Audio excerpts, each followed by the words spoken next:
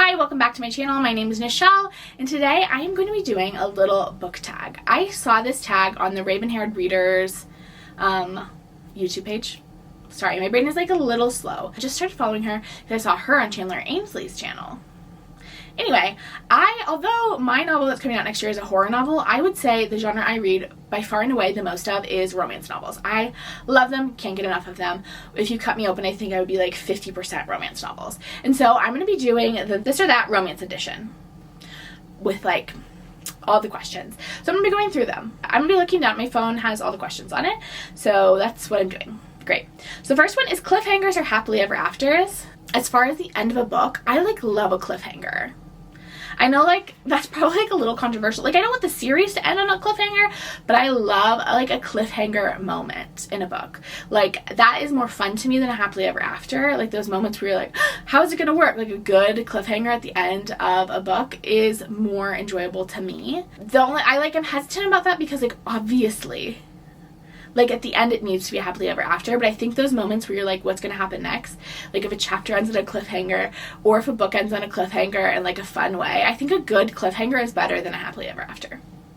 Because all cliffhangers are different and you are open to the possibilities where happily ever after, it's over. But the end of a series needs to be happily ever after. I do not want a romance book that ends on a cliffhanger. That doesn't make any sense. I don't even think that's really a romance book. Next, hardcover or paperback? So I actually consume most of my romance books in e-reader form, especially now that I have my Kindle. I just go through them so quickly that I find I prefer that. But in terms of overall, if I was going to purchase a book, I like a hardcover better. I feel like it's a sturdier experience. But a paperback does have its pros, and it's that it's lighter, so you can haul it around on the town with you, and it's cheaper. But you know what I do hate above all? I won't even read, I will not read a book if I get it and it's a mass market paperback. I'm sorry, those words are too little and the books are so hard to keep open. They're always so chunky and you have to wrestle with them, and I'm just not here for that. Angsty or cutesy? I am an angsty girl all the way. I far and above prefer an angsty romance. I think you can have both, first of all. But if I can only have one, it would be angsty. I want the emotional drama.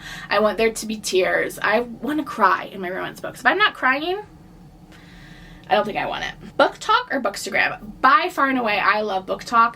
Bookstagram is very pretty. Love the aesthetics. But Booktok is so much more engaging, interactive. I feel you get a much better sense of books from Booktok than you do from Bookstagram. Bookstagram, you get to see what the cover looks like. Maybe you get a little sense of the vibe. Maybe you get a quote. But I feel Booktok, you get a better understanding of the book.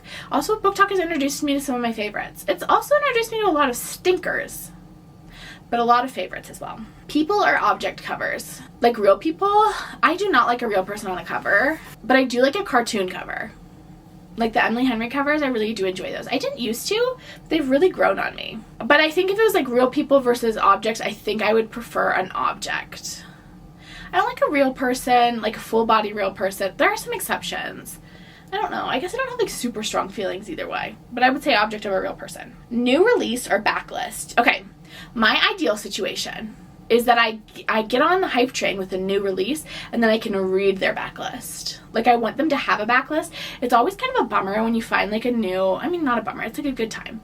We love supporting debut authors. We do. But it is such a treat when you discover a new author that's new to you, and then you find out they have 10 books they've already written.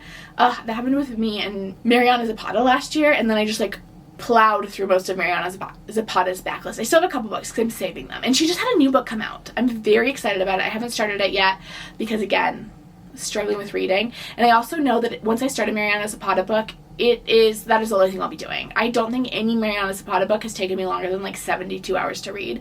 And most of the Mariana Zapata books I've read in 24 hours. And if you know Mariana Zapata, her books are chunks. But once I get started in them, I have a hard time putting them down. So anyway, I have not started Mariana Zapata's new book.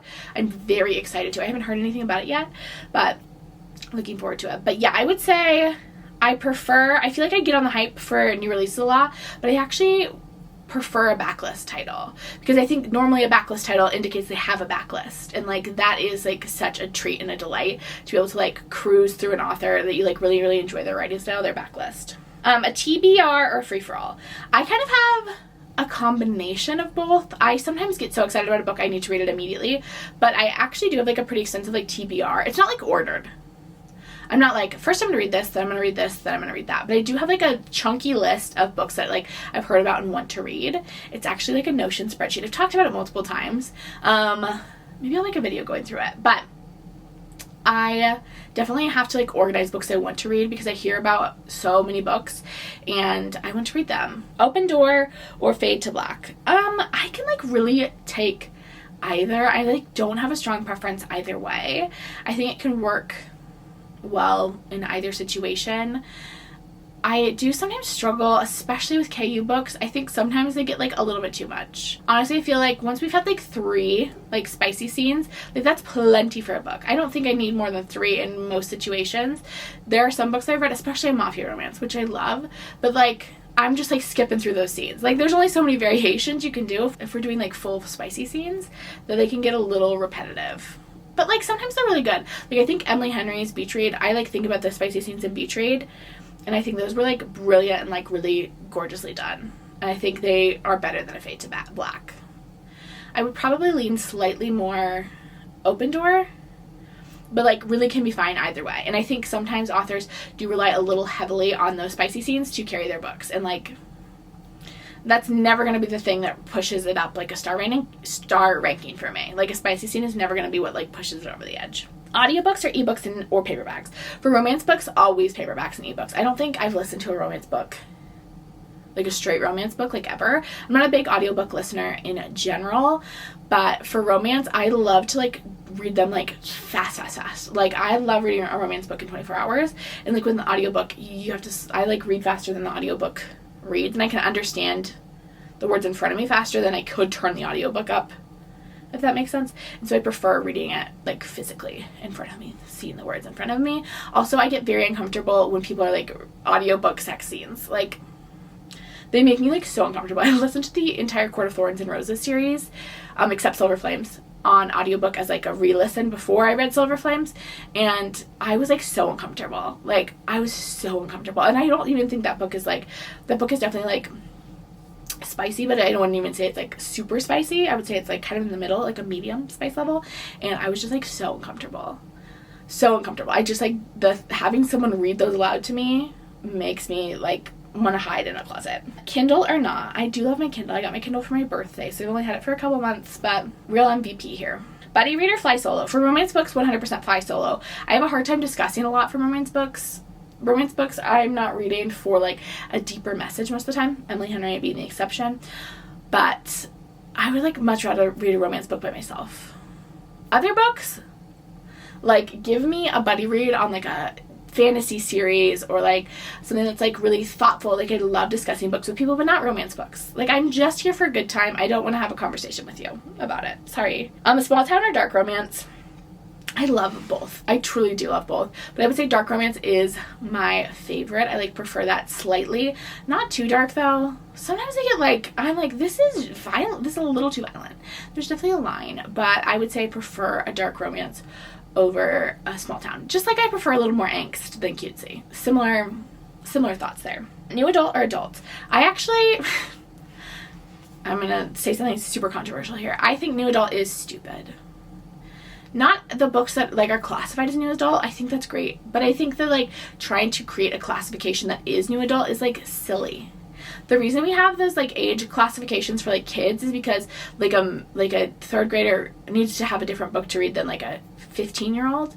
Like, but like I don't think there's anything that would prevent like a 20-year-old from reading a book that is about a 50-year-old and vice versa. Like it's strange to me that we want to segment off new adult, and I think it is more a preference not of an age demographic, though that's what the title would indicate, and more of people wanting to make like a genre classification for like a stylistic choice around writing, because it's like essentially like a trope, I feel like, more than anything. Like you could have a sports romance or you could have like a college romance, and it's essentially just like a spicy, pretty spicy, I feel like new adult tends to be like pretty spicy version of like a YA book, and this is what a new adult is. And I just like I think the classification is unnecessary.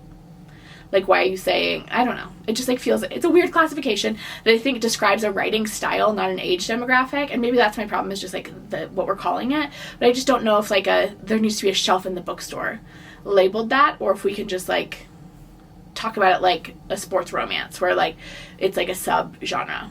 Like new adult is like a sub-genre of like fantasy and romance. Anyway, so that being said, I prefer adults. Although I do love a new adult book too. Like, I have no problems with either. And maybe that's also part of my problem, is like I can read in both things and I feel strange trying to like segment them. Sprint read or marathon a series? Ooh. I would say I like a sprint read. For romance particularly, I'm trying to think. There's not a lot of romance series that I've read, but I like Rom Com that I can like start and finish in a single night.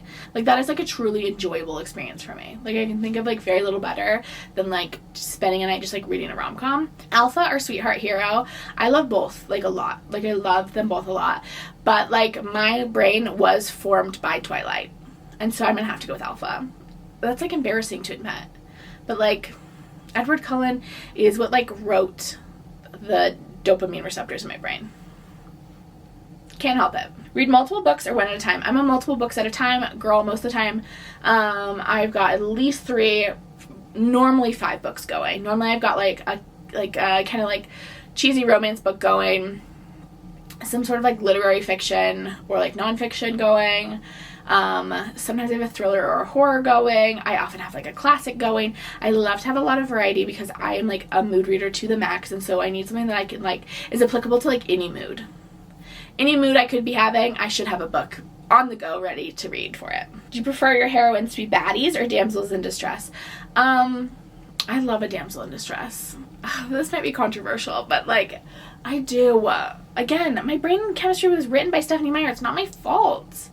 But yeah, I love a damsel in distress. Maybe she discovers that she's a baddie by the end of like the last novel in a series, but like, I love a moment where a heroine is like rescued.